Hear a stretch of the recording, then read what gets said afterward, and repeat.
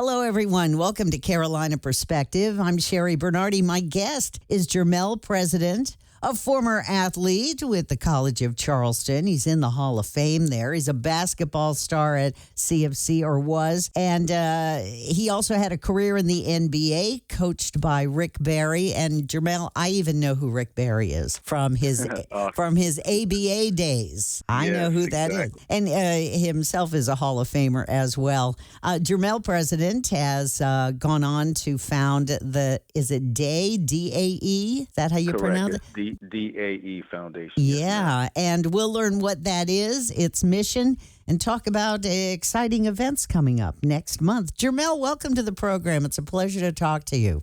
Thanks for having me. So tell me how you came to start the DAE Foundation, DAE Foundation, and what's behind that name. Let's get that first. Sure. First of all, thanks for having me. Yeah. And the DAE Foundation is Dolores and Estelle. It's my mom and grandma's name. And the purpose of that is just like anything else, in our day-to-day lives, we need that carrot. We need that push. Mm-hmm. And, when we get up the difference between successful people and not is the fact that we all don't want to do what we have to do. But successful people, does that.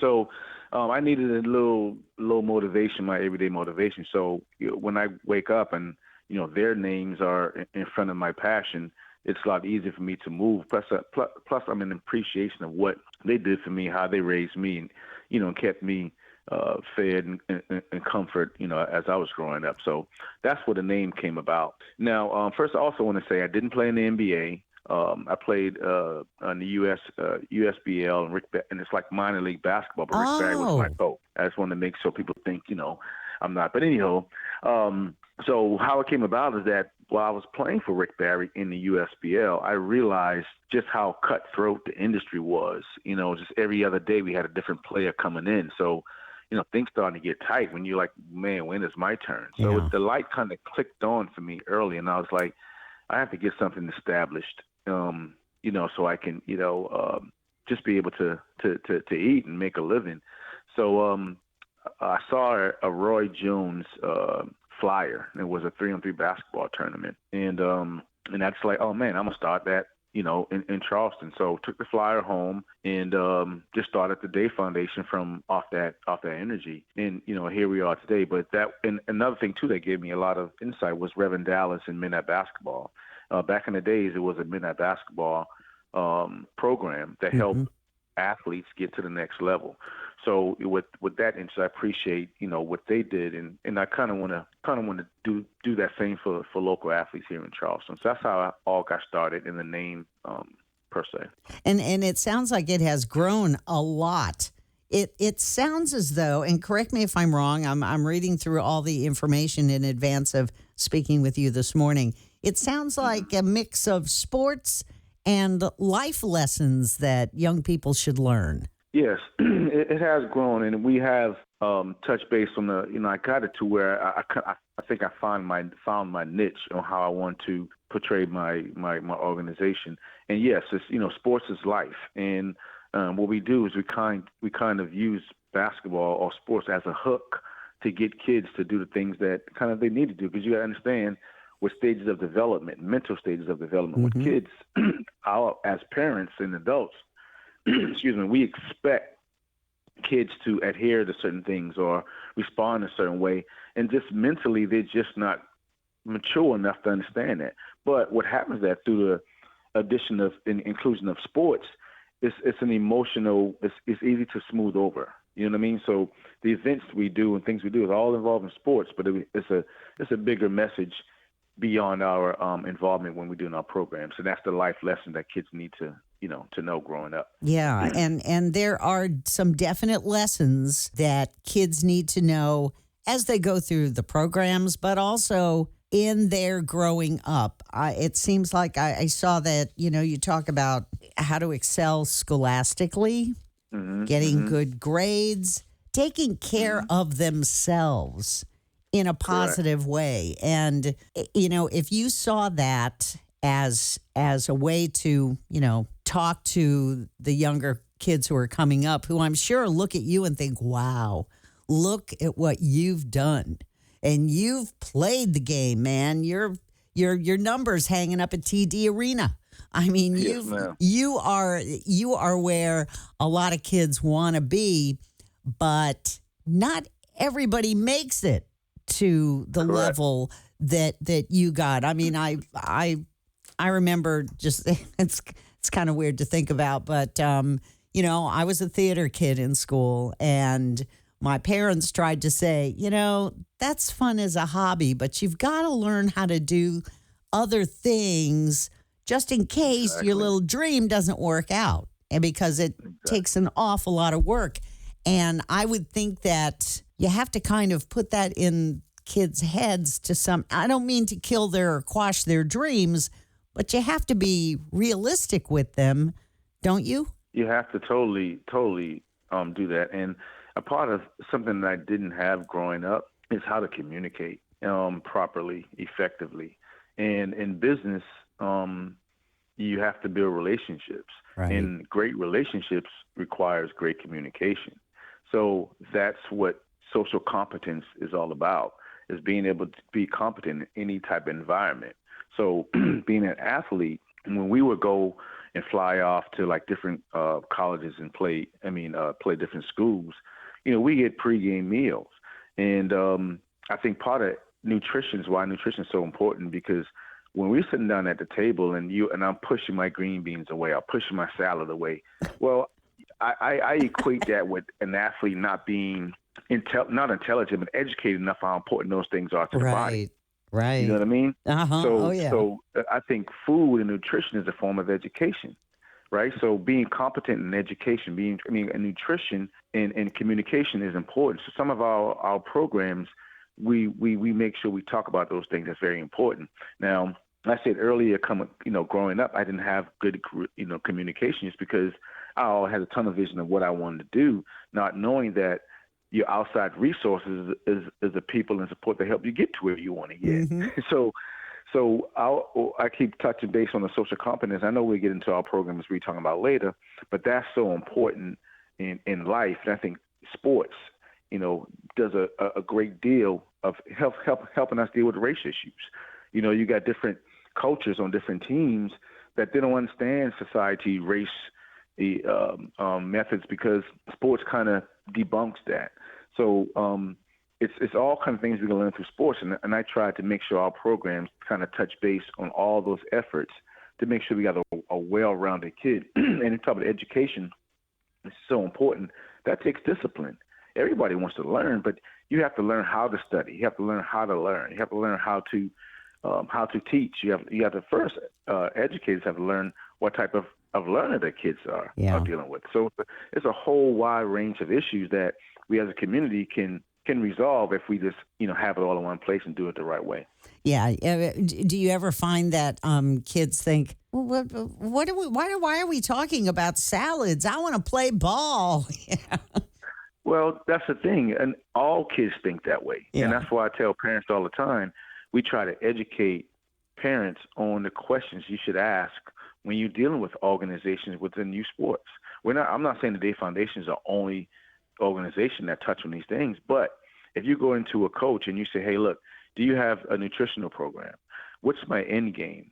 Do you travel out of state? Because no college coaches are really out, looking at my kids at this point. So when you ask these questions, to kind of make these organizations ante up and make those programs more involved in their programs. And that's the thing, where parents are just not being fully informed enough. So yes, kids are not being informed as well, and I think it's more discipline need to be instilled in our younger generation. Yeah. If you're just joining us, we're talking to Jermel President. He has formed the DAE, the DAE Foundation, mixing kind of sports with life lessons and helping kids reach more than their, the myopic dream they may be looking at, to help them really become just well-rounded, productive people as they grow up, and just maybe they make their dream come true. Jermel, I was talking to somebody about this interview we were planning to do, and my friend said that why aren't parents teaching the things that Jermel is trying to teach these kids? You can ask that question to everybody and say, hey, why can't a parent can represent their kids as a lawyer? Why can't parents, when the kids need stitches, why parents can't just stitch the kid up? Yeah. It's because the parents don't have that type of information, and it changes so much. So, you have to have professionals. You have to have people that are credible in those type of crafts and professionalism that know how to deliver that information. So it's up to the parents to do their due diligence to find out where the good information is. Yeah. That's the thing.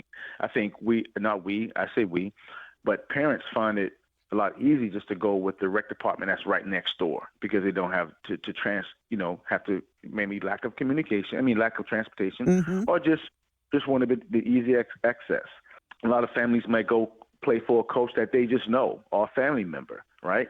So I think doing more, finding out more information, what it takes to develop your kid, whatever sport they're in, that's the thing that parents need to do and find out more about. And then just like anything else, if you want to go on a trip, they're going to set the Uber up, they're going to set the plane up, they're going to set the hotel, the food. Like it's the same thing when you're dealing with your kid in these sports. You have to do the same due diligence and find out what's the best thing out there. I also think that if sometimes young people take advice and lessons in that, and I hate saying this because I'm a parent too, but if there's someone outside the family who's, they can respect and appreciate what they're saying, sometimes kids will listen to people other than parents. And I know they can do that for bad reasons, but they can also do it for good reasons. No, I totally agree. And I think those people just need to be introduced to those kids. And, with me working, with youth for the last 23 years, I can honestly say I have a God-given gift. I've never met a kid that didn't respond to me, that didn't say I didn't want to come back or say, I don't like that energy. It's, that's the first thing. And then just with once because kids know, they know they can come, they got better, they got better, reading people than adults do sometimes. Yeah. So they know. So when you come in with straight energy and you can really get on their level, kids kind of respond to that. And I think that's where my gift stands, where I can get on kids' level, understand them, meet them where they are, and kind of pour the information that I need to get to them. And I think that's, like I said, it's a God-given skill set that I do parents notice a difference in their kids after working in your program? Totally. And again, we don't push NBA. We don't push because, for example, some of my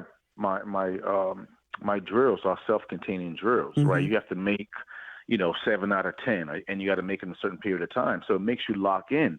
So I'll get calls sometimes, say, hey, Jermel, man, Joshua's making his bed now. You know what I mean? In the morning before I couldn't get it to do it. He's coming home on time. He's more punctual about time because you train in, it's like a muscle memory. You training kids to adhere to a time and perform in a certain time frame, which is life in itself. I think that increases the discipline, which increases production, and then everybody wins. So it's a well-rounded approach. Yeah, you're absolutely right. I mean, if a kid makes their bed and the mom, after a parent's been saying, please make your bed, when it happens, I'm telling you, it's a big deal.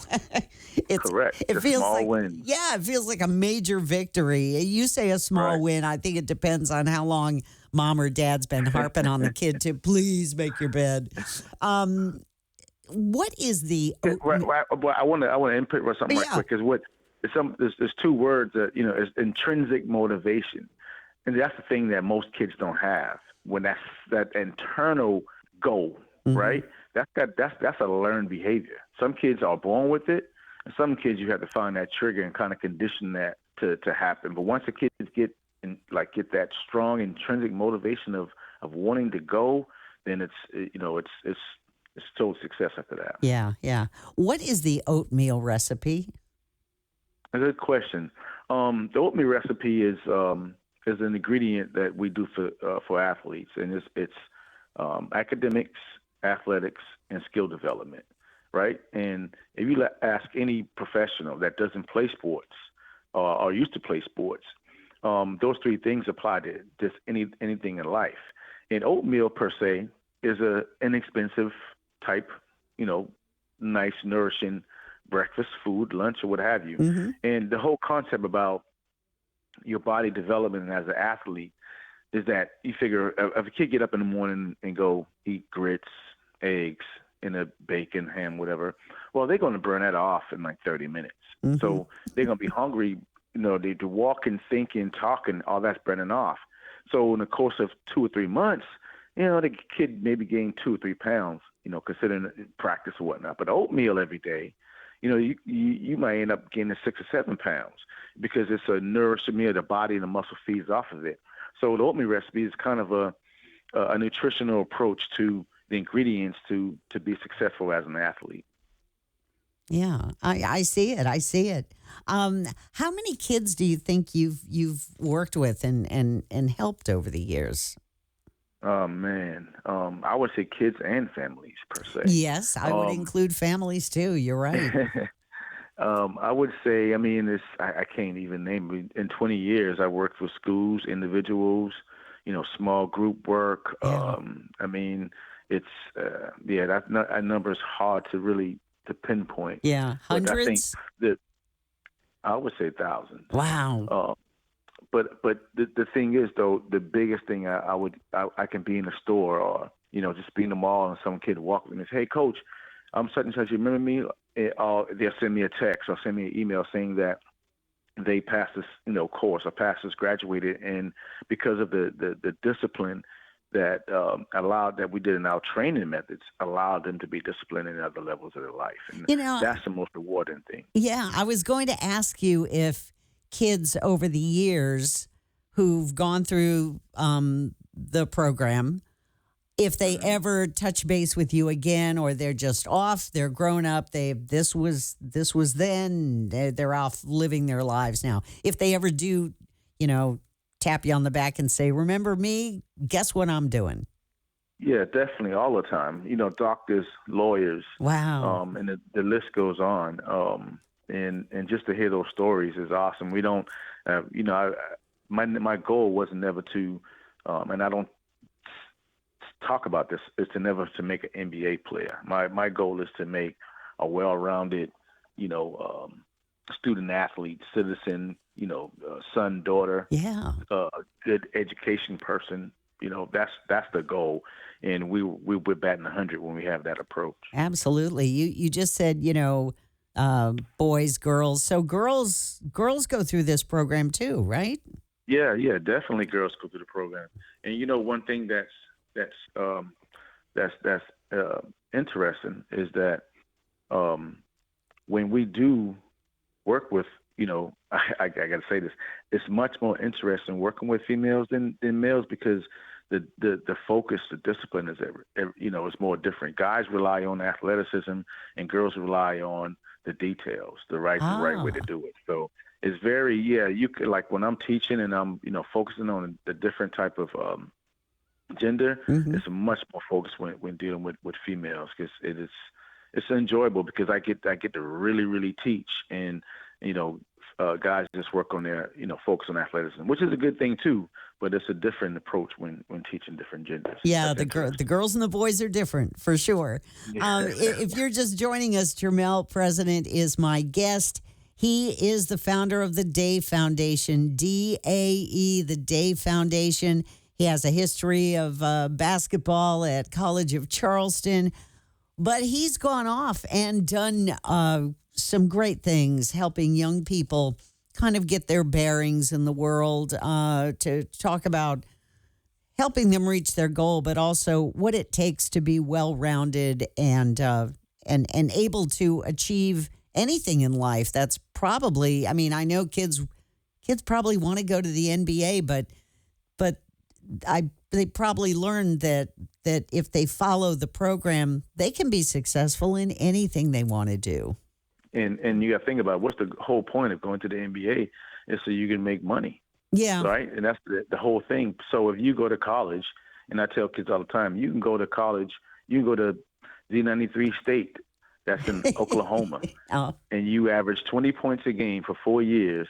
You go, you graduate in, I don't know, dentistry or something. You go overseas and you make, let's say, $100,000 in over 5 years.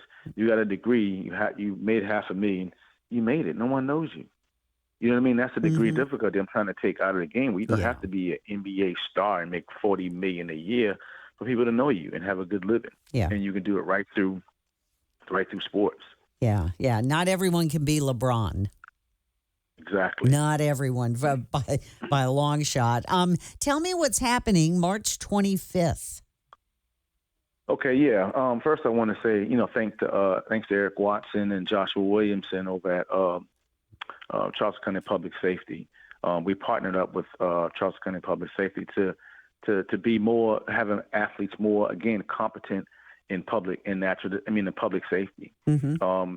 You figure of an athlete that's going on a trip to the beach and someone, needs CPR attention and no one in the car knows how to do it. That's a life lost because kids just don't know. So I think athletes and the community need to be more updated on the resources and the departments and what they do in public safety.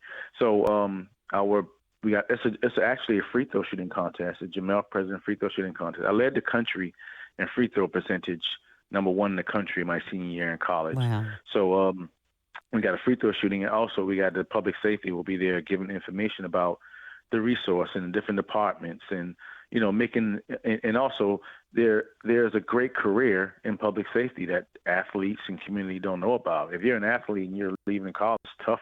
Again, we talked about that, playing to the next level. Well, you can work at home, you get a nice career in public safety and make a good living. So we want to make make those things kind of more attractive to the community. Now, when you say public safety, you mean police and fire? That's the extent of what I thought as well, and that's the whole point. You got natural disaster. You got, CPR, natural disaster. Right. Red Cross stuff. All that, Coast Guard, firemen, like all that stuff. Again, I have to educate myself on more, but that's the extent of our community when we just say public safety. Yeah, you're right. You're right. You're absolutely right. Because I thought police, fire, but no, you've just expanded our horizons, Jermel, just there. Exactly. So I just wanted to touch base on that. So it'll be at the TD Arena, 10-1. Chick-fil-A sandwiches will be handed out, guys. So kids that love Chick-fil-A, we appreciate them coming on board and helping out with that. Kids on Point, it's great in the Charleston community.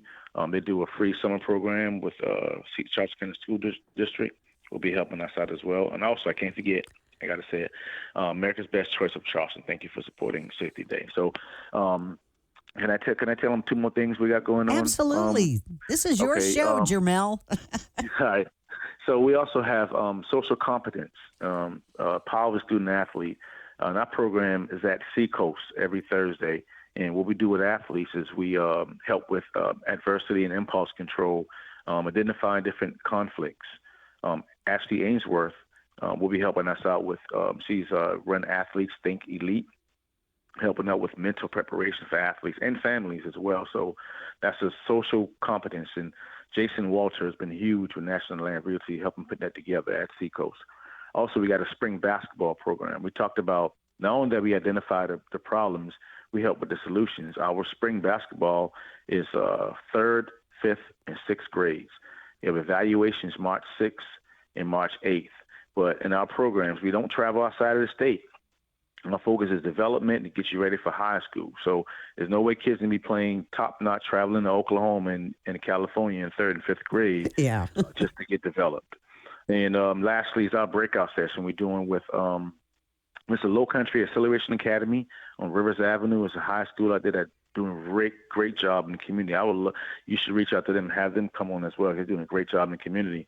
But the DAE Foundation, Low Country Acceleration Academy, and Charleston County Public Safety is doing a big career day, August 12th. Career recruitment, community engagement, and a lot of departments will be out there as well. So 2023, we're doing a lot of good things in the community. So go to DAEFoundation.org or JermelPresident.com and just, register for our programs and check us out. Yeah, your website is very helpful. And I would think that people who may be interested, they just heard you give the website. If you, the people that you've worked with before, the young people, do you send out an email blast to let them know what's coming up?